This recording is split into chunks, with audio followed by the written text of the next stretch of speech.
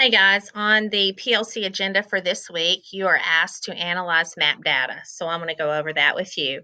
In order to get to your map data, you will go to the nwea.org website and log into map growth. Once logged into map growth, you'll want to be sure that you are on growth reports. You will see a list of the growth reports available to you as the teacher. And there are a lot of helpful reports there. So feel free to take some time to learn a little more about each of those. But for our purposes, we're looking at the Quadrant report. The Quadrant report is just what it says. It's a quadrant. It will tell us performance and it will tell us growth. It will compare your students' performance from a year ago or fall of 2019 to their performance of how they did on the test that they just took with you in the fall of 2020. The report will default to open to all subjects. Over here, you can see that you can uncheck any specific subject that you want to uncheck. You may notice science is not available on the Quadrant report yet, and that is only because science has not ever tested prior to the test they just took in fall 2020. So we're going to uncheck science. This happens to be a math teacher that I pulled up, so I'm going to uncheck language arts, leaving only the scores and the growth for the students in this teacher's class in this specific period. You can check this box that says show student names, and it will indicate the names of each student.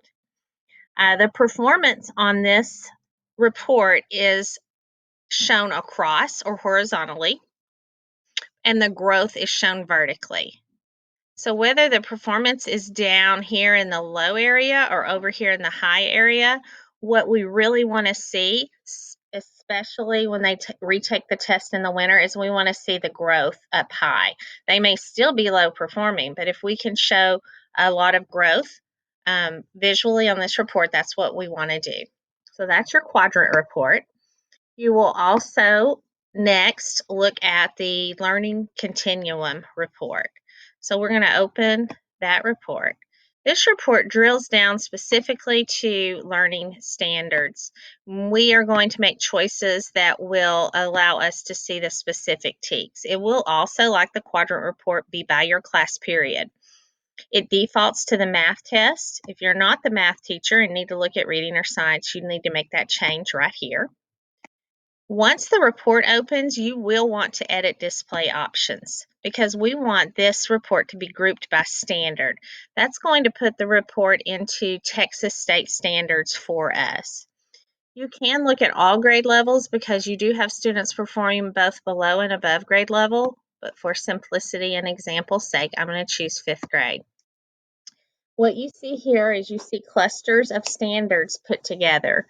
So depending on whether you want to look at what you're currently teaching, or if you want to look back to see what review is needed for a specific unit, or if you're looking forward to units coming up, you can choose. I'm going to choose the first one, place value.